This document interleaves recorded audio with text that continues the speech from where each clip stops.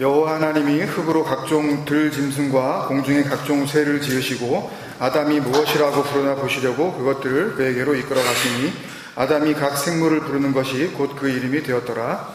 아담이 모든 자식과 공중의 새와 들의 모든 짐승에게 이름을 주리라. 아담이 돕는 배필이 없으므로 여호와 하나님이 아담을 깊이 잠들게 하시니 잠들매 그가 그 갈빗대 하나를 취하고 살로 대신 채우시고 여호와 하나님이 아담에게서 취하신 그 갈빗대로 여자를 만드시고 그를 아담에게로 이끌어오시니 아담이 이르되 이는 내 뼈 중에 뼈요 살 중에 살이라. 이것을 남자에게서 취하였은즉 여자라 부르리라 하니라. 이름으로 남자가 부르리라. 이하여 하여 그의 한 몸을 이루시로다. 아담과 그의 아내 두 사람이 벌거벗었으나 부끄러워하지 아니하니라. 아멘. 베레시트의 마음, 창세기 20번째 시간입니다. 여자 안에서 베이시토라는 제목으로 말씀을 나눕니다.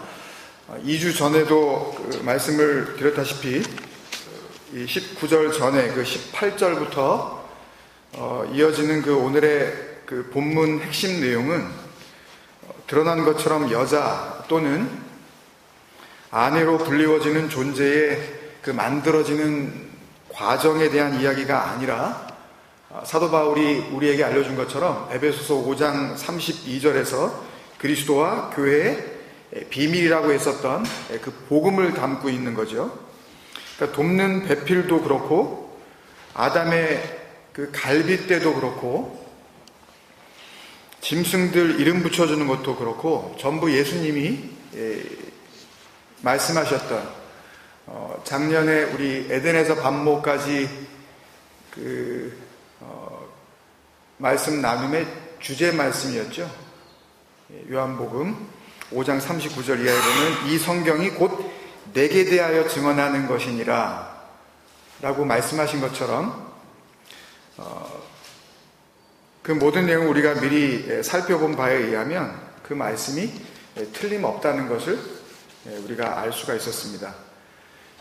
예를 들어서 만약에 3주 전에 우리가 창세기 2장 18절 말씀을 나눌 때 기억나시겠지만 하나님께서 사람이 독신으로 사는 것은 좋은 게 아니라고 생각하셨기 때문에 이 땅에 결혼이라는 제도를 만들어서 그래서 서로 의지하고 살 수 있는 평생 배필을 갖게 하신 것이다 는 쪽으로 이해를 하면 당연히 이렇게 하나님께서 만들어 놓으신 그 결혼 제도와 또 남자의 갈빗대를 뽑아서 만들으셨다는 내 평생의 그 반려자, 그 돕는 배필을 우리는 소중히 여기고 살아야 된다는 종류의 설교밖에는 할 수가 없는 거죠.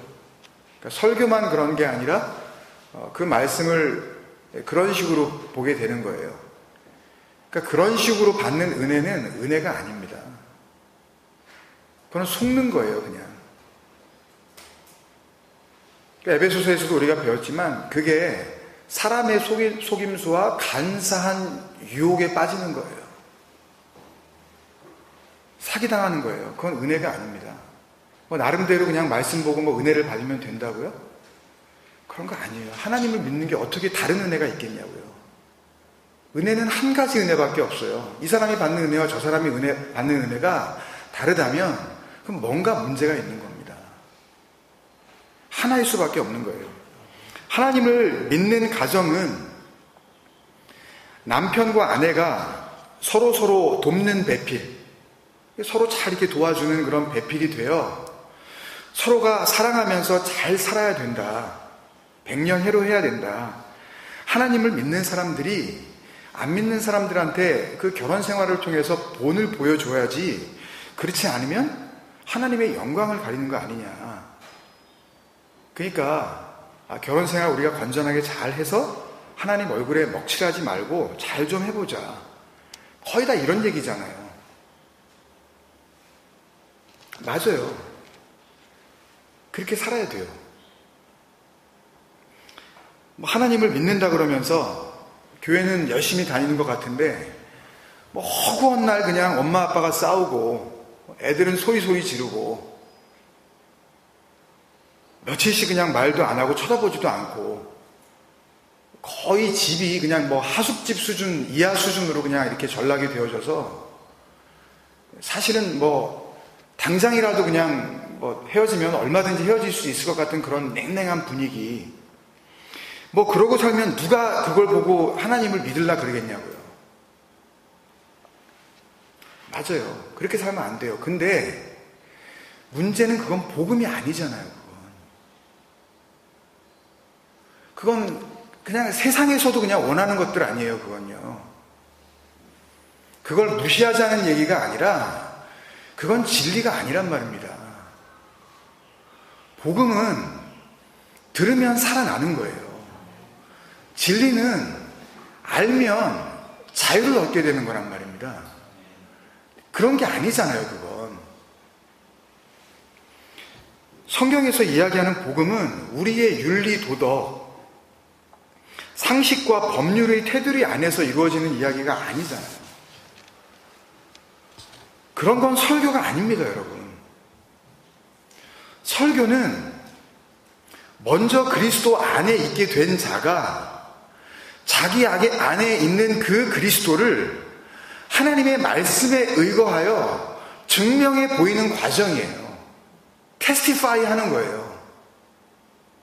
그런데 그 그리스도가 되지 않은 자가 그 그리스도를 전하려고 하는 게 말이 되겠냔 말입니다, 이게.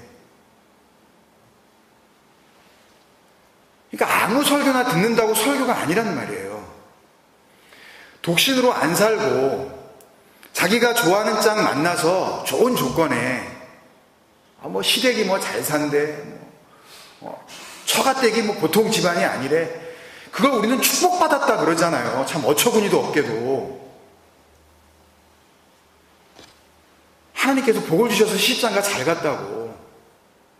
그게 어떻게 축복이냐고요, 도대체. 그렇게 좋은 조건에 짝 만나서 죽을 때까지 싸우지 않고 다정하게 잘 살다 가는 거 좋다니까요. 아니, 저라고 싫겠어요? 자녀가 있는 그 애미가 누가 거지같이 살고 누가 없이 살고 하는 걸 누가 좋아하겠냐고요. 근데 그건 복음과 진리와 상관이 없는 거란 말입니다. 그걸 하나님과 연결시켜서 기도가 응답받았다는 둥, 축복받았다는 둥 이렇게 얘기하는 건 정말 몰라도 너무 모르는 거예요. 그러니까 교회에서 그걸 갖다가 축복받았다고 가리키고 그렇게 칭찬을 해주니까 자꾸만 그렇게 착각을 하고 살게 되는 거죠. 그건 복음이 아닙니다. 그렇게 살아가는 게 무슨 그리스도가 증거가 되어지고 예수의 이야기로 귀결되어져서 구원과 영생으로 드러나는 은혜가 있냔 말이에요. 그러니까 진리의 복음은 지금도 비밀인 거 맞습니다. 지금도 비밀이에요. 비밀. 드러나 있는 건 나타나야 할 것을 보여주고 있지 않아요.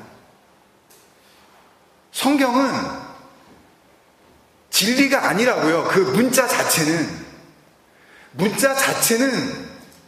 그 문자를 통하여 설명하시려고 하는 그 진리를 담고 있는 껍데기일 뿐, 그 문자대로만 지키려고 하면 그거는 그 문자에 갇혀서 그 문자의 나라인, 그 거짓의 나라인 지옥으로 떨어지는 거란 말입니다. 그러니까 비밀인 거예요. 그래서 사도 바울이 그러잖아요. 에베소서 5장 31절 32절에서 오늘 본문의 24절을 그대로 인용했다 그랬잖아요. 그러므로 사람이 부모를 떠나 그의 아내와 합하여 그 둘이 한 육체가 될지니, 그렇게 해놓고, 이게 지금 오늘 본문 24절이잖아요. 그렇게 해놓고서는 이 비밀이 크도다 그러잖아요.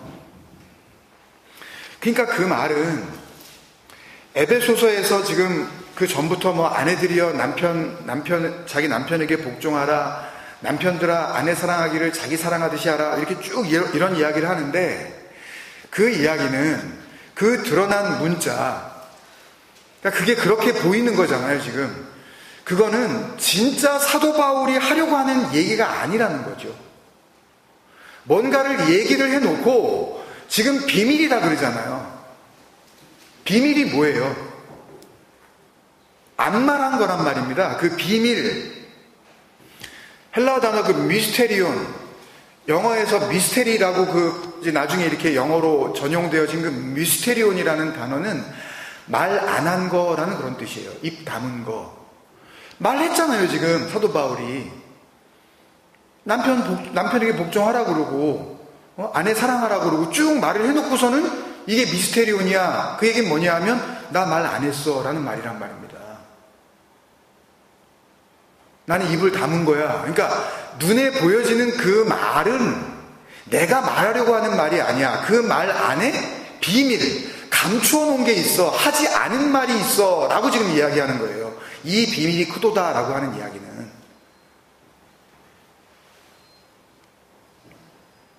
근데 그 비밀이 무슨 비밀이라고 그래요, 이어서? 이건 그리스도와 교회에 대한 거야. 에클레시아. 그리스도와 교회에 대한 비밀이야. 그렇게 말을 하잖아요. 그리스도는 뭐죠, 여러분? 단어적 의미로 하면은 기름 부음을 받은 자죠. 그죠? 기름 부음을 받는 사람은 구약 성경에 보면 몇몇 그런 부류의 사람이 나오는데 왕, 제사장, 선지자. 이게 전부 뭘 대변하는 거예요? 누구를 대신하는 거예요? 하나님을 대신하는 역할을 했단 말입니다. 이 사람들이. 보이지 않는 그 하나님을 보이지 않는다고 사람들이 아우성을 치니까 하나님께서 보이는 사람에게 그 역할을 맡겨주시는 거죠. 진리를 그 마음에 심어주시는 거예요. 말씀이 임하니라. 그게 그거라 그랬잖아요. 진리가 되게 만들어버리셔서 그래서 그 진리를 설명하는 역할을 맡겨주시는 거예요. 그 그리스도가 신약에서는 그리스도지만 구약에서는 뭐라고 그런다 그랬죠? 메시아. 메시아가 뭐예요? 메시아. 구원자. 구원하시는 하나님. 그냥 죽게 놔두지 아니하시고 영원한 생명을 주시는 그 하나님. 그 하나님이 메시아잖아요. 에클레시아는, 교회는. 잘 나와 있잖아요. 베드로 전서 2장 9절에서 이는 너희를 어두운 데서 불러내어 에크칼레오, 그 에클레시아, 에크스코투스 휘마스칼레오. 그래서 그 어두움 바깥쪽으로 너희들을 칼레오, 나오라고. 거기 있는 거 아니야. 그의 기이한 빛에 들어가게 하신 이에 아름다운 덕을 선포하게 하려 하심이라. 아름다운 덕, 그러니까 뭐 굉장히 좀 어렵고 힘들게 느껴지시겠지만 이 아레떼라는 단어는 시예요. 생명, 말씀, 진리, 진짜 생명. 그러니까 우리는 생명이 없다는 거죠. 그걸 주시는 거니까. 불러내서 그걸 주시는 거니까. 선포하게 하려 하심이라. 엑상겔로. 이게 선교고, 이게 전도고, 이게 설교예요. 그러니까 전도, 설교, 선교는 누구만 할 수 있는 거예요? 에클레시아가 된 자만 할 수 있는 거예요. 그러니까 하는 게 아니라 그렇게 살아가는 거예요, 그냥. 그 에클레시아로 그냥 살아가는 거라고요. 어두움에서 불려내어진 것이 무엇인지를 알고 그 은혜 가운데서 살아가는 게 교회란 말입니다. 교회는 착한 일 하는 곳이 아니에요. 그걸로 사람들 굉장히 기분 좋게 해서 우리 교회는 건강한 교회라고 자랑하는 게 교회가 아니란 말입니다. 그건 사람들을 기만하고 있는 거예요. 하나님을 속이고 있는 거라고요. 보람을 갖게 만드는 게 교회가 아니란 말입니다. 교회는 진짜 생명이 무엇인지 그걸 갖다가 집요하게 알려주는 곳이어야 해요. 끝끝내 그걸 갖다가 볼 줄 모르는 인간들에게 먼저 그 생명을 받은 목사가, 그 설교자가 그거는 생명이 아니라고, 그거는 진리가 아니라고, 그건 복음이 아니라고 죽는 그날까지 계속해서 그것을 설명해 주는 그 공동체가 교회라고요. 그게 못 알아들으니까 한평생 해야 되는 거예요. 성경책이 두껍잖아요. 그러니까 근데 나름대로 눈물 조금 흘리고 뭐 기분이 조금 좋아진다 그래서 은혜를 받았다? 그러니까 스스로 사기당하고 나가는 거라니까요, 그게.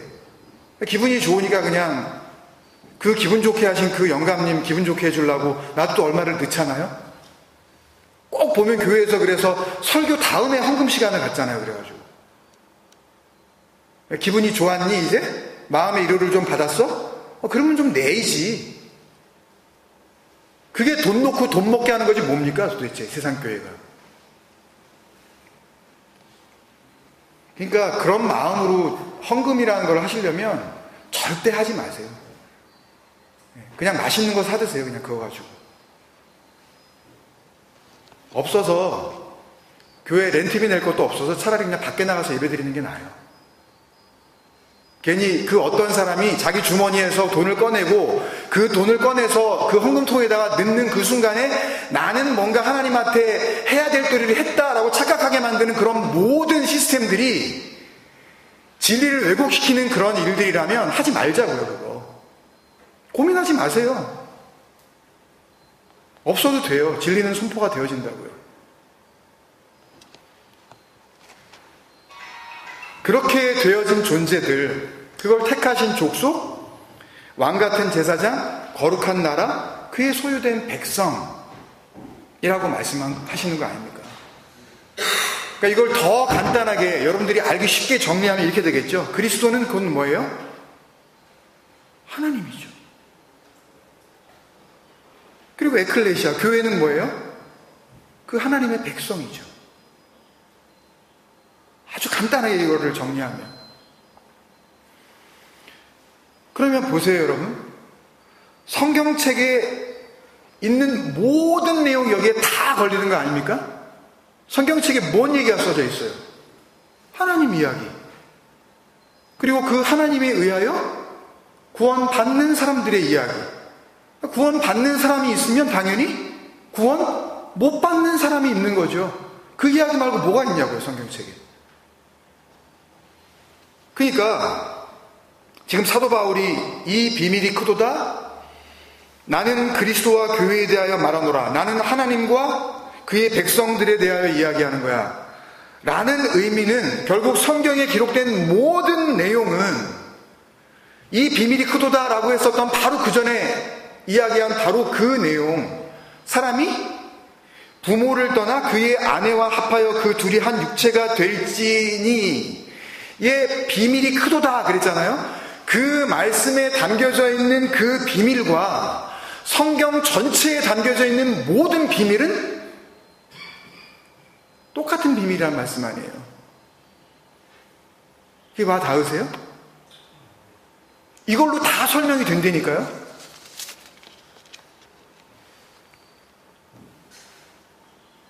그러니까 비밀 그러니까 또 어떻게 생각할지 모르는데 또 뭐 비밀 뭐 너만 아냐? 뭐 그러면 니네 교회만 아냐?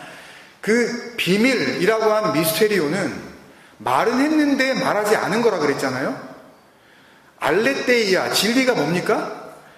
감춰놓은 건데 근데 감춰놓지 않은 거잖아요. 그 진리라는 게. 그러니까 미스테리온과 진리는 같은 말입니다, 여러분. 그 비밀과 그 진리는 같은 거라고요. 그러니까 비밀이라는 단어가 성경책에서 나오면 여러분들은 뭘로 바꿔도 되냐 하면 진리로 바꿔도 전혀 문제가 없어요. 생각을 해보세요. 사람이 그 부모를 떠나 여자와 합하여 그 둘이 한 몸이 될지라 이 비밀이 크도다 라는 것과 이 진리가 크도다 뭐가 다르냐고요. 같은 말이라니까요. 괜히 기분 나빠하지 마세요. 또 뭐 비밀 그러니까 뭐 우리만 아나 뭐 남은 모르고 아주 뭐 이상하게 보시지 말고 진리를 이야기하는 거예요. 은혜로만 설명되어질 수 있는 하나님의 마음. 한 번 더 정리를 해보면요. 사람이 부모를 떠나 그의 아내와 합하여 그 둘이 한 육체가 될지니에 숨겨져 있는 그 비밀은 하나님에게 있어서는 구원하시는 비밀이고 인간에게 있어서는 구원받는 비밀이 되겠죠? 그죠? 그 비밀 하나로 완성이 되는 겁니다, 여러분. 그러니까 여러분 생각해 보세요.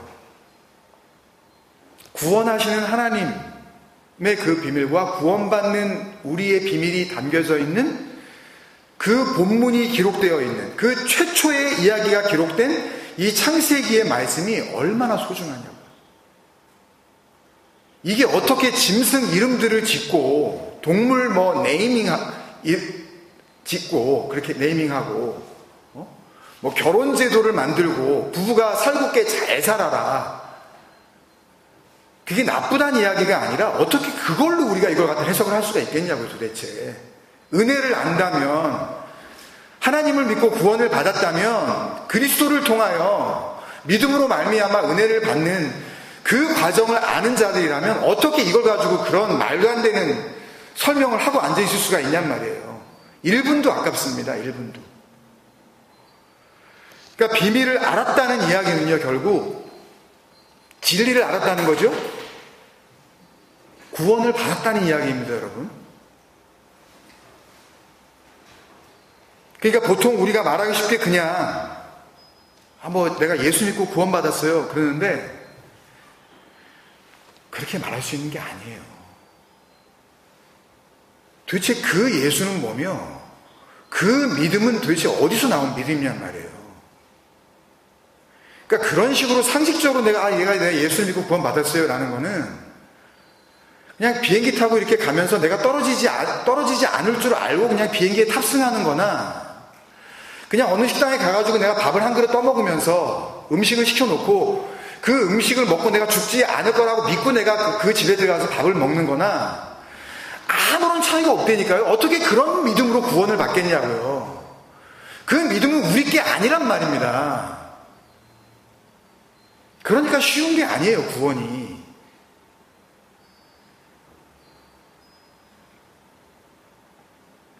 그러니까 구원은 예수 안에 보이지 않는 숨겨져 있던 하나님 나라의 비밀이 나에게 그 숨겨져 있던 모습을 드러내 주셨을 때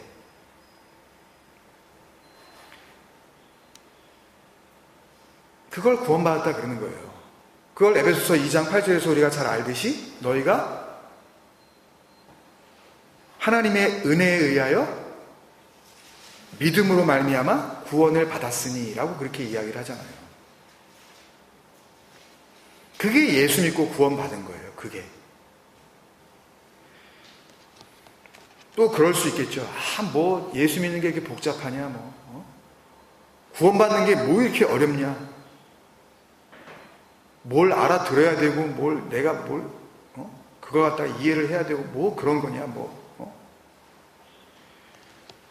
성경이 그걸 이야기하고 있어요, 여러분. 누누이 우리에게 말씀하시지만, 한 군데만 보고 말씀을 정리해 나가겠습니다. 에베소서 1장 7절에서 9절 상반절까지만 제가 보겠습니다. 에베소서 1장 7절 우리는 그리스도 안에서 그의 은혜의 풍성함을 따라 그의 피로 말미암아 속량 아폴리트로시스 이게 값을 치르는 거예요. 구원받는 겁니다. 이게 곧 죄사함을 받았느니라. 이걸 한 단어로 하면 구원이죠. 그죠? 그리고 8절에 이는 그러니까 구원은 그런 뜻이죠. 이는 그가 모든 지혜와 총명을 우리에게 넘치게 하사. 이거 기억나시나요? 지혜, 소피아, 총명, 포르네시스. 이거 기억나시나요? 진리를 알아보는 능력. 그 진리로 살아가게 하는 능력. 기억나시나요? 에베소서 3번째 시간이었던가요? 그거를 넘치게 하사 이건 진리구나 이건 진리가 아니구나 그거를 분별할 수 있는 영을 주시는 거예요. 그게 분별의 영이에요. 몇 번 말씀드린 적이 있지만 어떤 용하다는 어떤 집사님이나 권사님이 이렇게 사람 얼굴만 뜩 보고서 영이 더러워 영이 혼탁한데 사기꾼이에요. 점쟁이에요. 무당이에요. 영은 그게 아니란 말입니다. 예수님께서 분명히 말씀하셨잖아요. 내가 너희에게 이르는 말이 곧 영이요 생명이다 그랬잖아요. 근데 뭘 영이 혼탁하고 영이 더러워 그 인간이 더러운 거예요. 그런 거 아니에요. 진리를 설명하시는 거예요. 그거를 분별해낼 수 있는 능력을 어느 순간 주신다니까요. 그러니까 우리 안에 그 진리를 알아볼 줄 아는 그 분별의 그 영, 그 분별의 지혜, 분별의 총명이 없다는 이야기는 우리 구원에 문제가 있다는 것입니다, 여러분. 뭔 소리인지 모르겠어요, 도대체. 이게 뭐 진리가 뭔지 거짓이 뭔지 도대체 분간이 안 가요 라고 말을 하는 것은 아직 그 그리스도의 영, 성령, 니네들은 못 알아보니까 돕는 배필로 죽게 했었던 그 에제르 케네그도, 파라클레토스, 그게 아직 우리 안에 그리스도로 거하지 않기 때문에 뭐가 뭔지 모르는 거예요, 도대체. 그러니까 너무 그렇게 그냥 쉽게 포기하지 마시라고요. 그거 달라 그래야 돼요, 그러니까. 그 분별의 영 달라고, 성령 달라고, 그 진리의 영 달라고. 그거 아니면 난 정말 죽겠다고 나는. 그걸 넘치게 하사 9절에 그 뜻의 비밀을, 그죠? 그 구원하시려고 하는 것에 대한 그 비밀, 그 미스테리온, 그 뜻을 우리에게 알리신 것이요, 그 비밀이 뭔지 보여주시는 거예요. 이렇게 너희들은 봐라. 그러니까 예수 그리스도로 말미암아 우리를 뭐가 되게 하셔요? 하나님의 아들 되게 하시잖아요. 그 비밀이죠. 그 비밀을 알려주시는 거, 그 비밀이 뭔지 알게 하시는 거, 그게 뭐라고요? 그게 구원이라니까요. 그게 속죄함이라니까요. 그게 죄 사함이에요. 그러니까 하나님께서 하시는 용서는 하나님 잘못했어요, 다시는 안 그럴게요 라는 식의 그런 용서가 아닙니다, 여러분. 그건 성경이 얘기하는 회개와 용서가 아니에요. 성경은 그걸 회개라 그러지 않으셔요.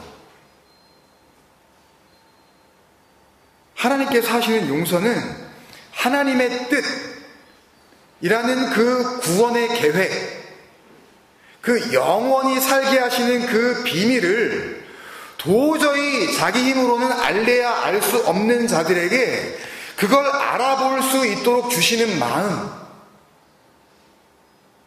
그 지혜, 그 총명, 그걸 하나님의 은혜라고 부르고요. 그걸 하나님의 선물이라고도 부르고요. 궁극적으로는 그걸 성령, 파라클레토스, 에제르 케네그도 돕는 배필이라 그러시는 거예요. 표현만 다를 뿐이에요. 그거 못 알아보니까 인간들이 도대체. 그 지혜를 온전히 허락하시는 것, 그게 뭐라고요? 그게 뭐라고요, 여러분? 그게 용서라고요. 그래야 그 죄에서 자유함을 얻게 되는 거니까. 진짜 죄가 뭔지 알게 하시는 능력, 그 진리의 영, 그걸 알게 되면 그 죄로부터 자유함을 얻게 되어지는 그것, 그게 용서라니까요.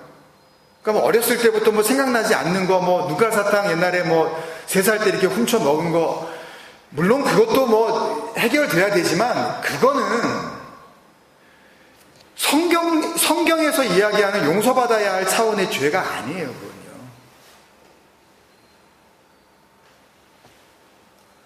그래서 오늘 본문의 24절 말씀은 철저하게 뭐에 대한 말씀을 하는 거겠습니까, 여러분?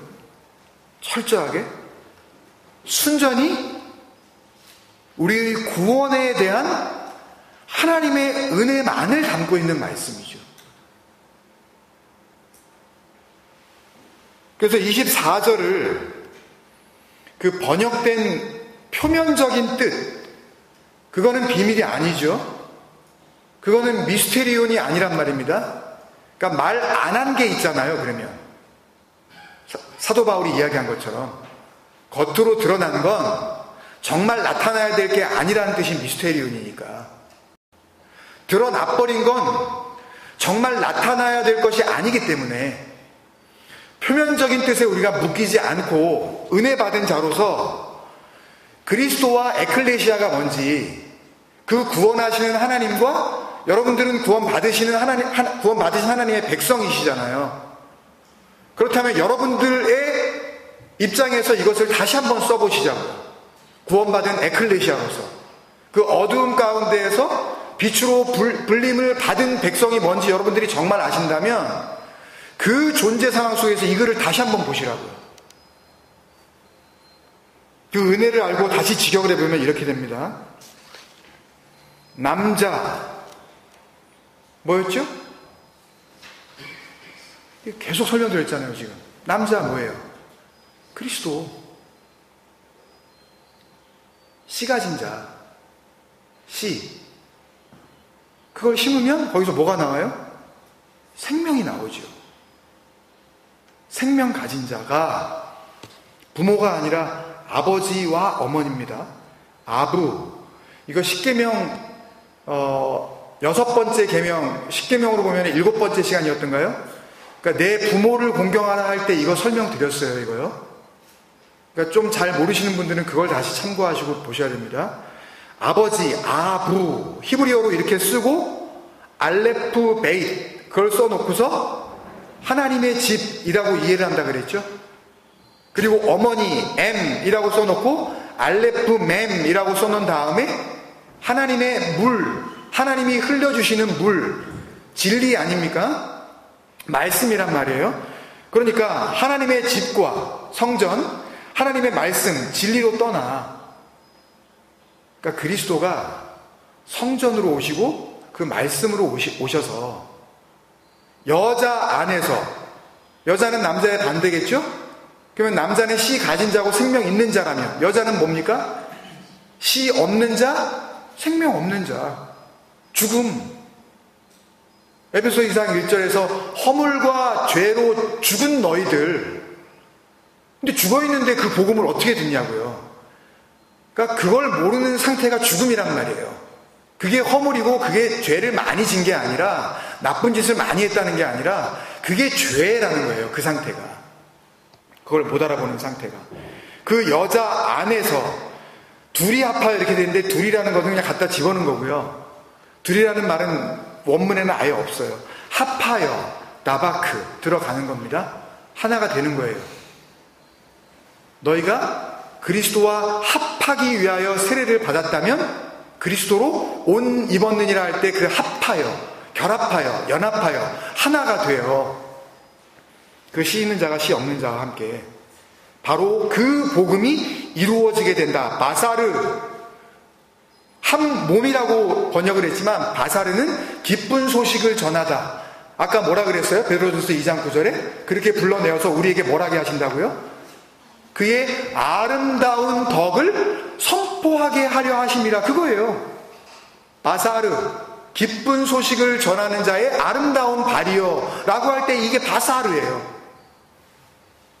그거를 몸이라고 기록해 놓고 살덩이라고 기록을 해 놓고 뭐로 이해를 해요? 기쁜 소식으로 이해를 한단 말입니다. 그래서 그리스도가 성전과 진리로 오셔서 에클레시아와 연합하여 그때 바로 그 복음이 완성되어질 것이다 라는 말씀을 이미 하고 계신 거예요. 복음이죠. 이게 사도 바울이 얘기한 이 비밀이 크도다. 호 미스테리온 투토 메가에스틴. 이것보다 더 큰 비밀은 없어. 그런 뜻이거든요. 이게 다야. 더 이상 큰 게 없어. 그러니까 이렇게 되겠죠, 여러분. 오늘 창세기 본문을 읽어 나가다가 그 하나님의 구원하신 은혜를 이미 받은 사람은 여러분이십니까? 이미 받은 사람은 이 구절을 읽으면서 어떻게 하겠습니까? 사도 바울이 했었던 똑같은 고백이 나오겠죠? 그래, 맞아. 이거보다 더 큰 비밀이 없지. 그럴 거 아니에요. 사람이 부모를 떠나 아내와 합하여 한 몸을 이룰지니 라고 해놓고 이 비밀이 크도다. 내가 그 비밀을 알았어. 이게 그리스도와 교회에 대한 얘기였네? 라고 사도 바울이 이야기한 것처럼 우리가 동일한 은혜 안에 있는 자라면 우리도 창세기 2장 24절을 읽을 때 오우, 이것보다 더 큰 비밀이 없네 라는 이야기가 나와야지, 어떻게 내 갈비뼈로 뽑아낸 그 내 배필이 어디 있을까 라고 하면서 두리번 거리면서 예수 믿는 처녀를 갖다가 찾는다는 그런 얘기로 이걸 갖다가 만약에 적용을 한다면 얼마나 어리석은 짓입니까 그게. 그리고 지금이라도 그 은혜를 받는 사람은, 그러니까 받은 사람 말고 지금이라도 같이 말씀을 나누면서 그 구원의 은혜를 받는 사람은 뭐라 그러겠어요? 생명 없는 나에게 여자, 생명 가지신 그 자가 들어오셔서 나에게는 생명이 없다는 것을 알려주시고 진정한 생명이 무엇인지를 깨닫게 하시고 생명을 주시는 거구나, 나를 살려내시는 이야기구나 라는 쪽으로 가게 될 거 아닙니까? 안 그러겠어요? 그걸 약속해 놓으신 거네 하면서 뭘 듣겠습니까? 구원하시는, 살려내시는 그 하나님의 아들의 음성을 듣겠죠. 이렇게 말씀 안에 담긴 구원의 비밀을 하나님의 음성으로 듣고 살아나는 은혜가 복음의 핵심입니다, 여러분. 성경이 내내 그 얘기를 하시는 거예요. 상황만 달라질 뿐. 그래서 주님께서도 똑같은 말씀을 해주신 겁니다. 요한복음 5장 24절에서 25절입니다. 제가 읽겠습니다. 내가 진실로 진실로 너희에게 이르노니 내 말을 듣고, 이거는 호흐레마가 아니라 그 흘려주시는 그 진리의 내용으로서의 말씀이 아니라 호로고스예요. 그 진리를 담고 있는 그 껍데기로서의 표면적인 말, 그겁니다. 그 호로고스를 듣고 또 나 보내신 이를 믿는 자는 영생을 얻었고, 그 말을 들을 때에 그 말 안에서 그 말로 끝나는 것이 아니라 그 아버지를 믿게 되어지는 그런 상태. 그러면 영생을 얻었고 심판에 이르지 아니하나니 그러면 사망에서 생명으로 옮겼느니라, 완료가 된 거래요. 그러면 뭔 성도의 성화가 필요하냐고요. 하나님이 다 끝내셨다는데 뭘 우리가 뭐 꾹 참고 해가지고서 어떤 변화된 삶을 살아보자 라는 그런 얘기가 어떻게 나오냐고요. 그 성화론이라는 게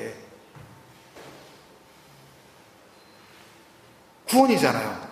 진실로 진실로 너희에게 이르노니 죽은 자들이 하나님의 아들의 음성을 들을 때가 오나니, 오늘 이 시간이 그런 시간이 됐으면 참 정말 좋겠습니다. 곧 이때라 듣는 자는 살아나리라. 그래서 목사가 설교를 어떻게 하느냐에 대한 책임도 크지만은요, 하나님의 아들의 음성을 구원의 비밀로 담고 있는 이 성경과 온 세상이 뭘로 보이느냐, 무슨 소리로 들리느냐의 문제는 여러분 각자의 몫으로 남는 것입니다. 그걸 가장 소중한 것으로 품을 것이냐, 금보다 더 귀한 주님, 그 진리의 주님, 내게 만족 주신 주, 주님만이 나의 기쁨, 나의 참 보배? 그게 정말 참 보배라면 어떻게 금보다 귀한 그 주님을 버리고 그 금을 쫓아가는 삶을 살 수 있겠습니까?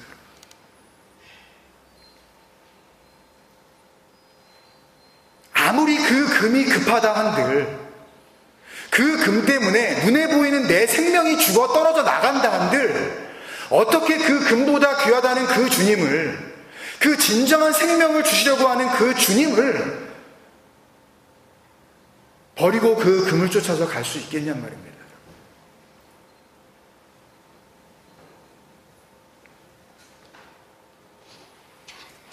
그 아버지의 아들의 음성을 들으면 살아나는 거기 때문에 그걸 듣게 해주시려고, 그거 들으면 살아나니까.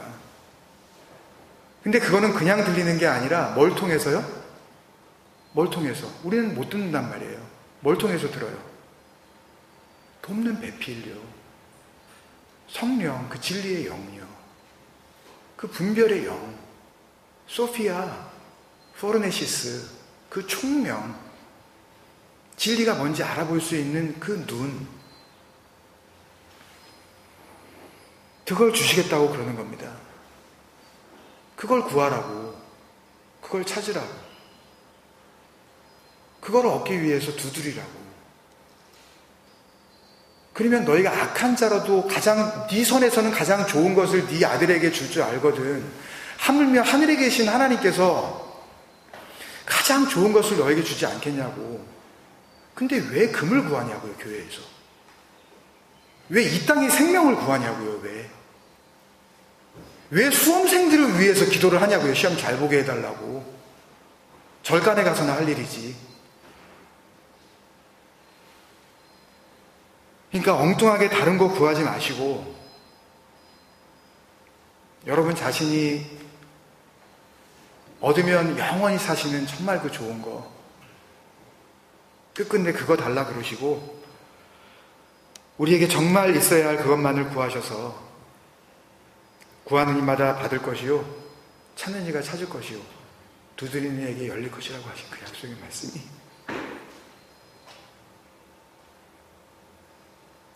우리가 언제 어느 순간 어떻게 헤어질지 모르지만 그 진리를 마음에 품고 그 하나님과 함께 그 나라로 인도하심 받으시기를 주님으로 간절히 축원합니다. 기도하시겠습니다.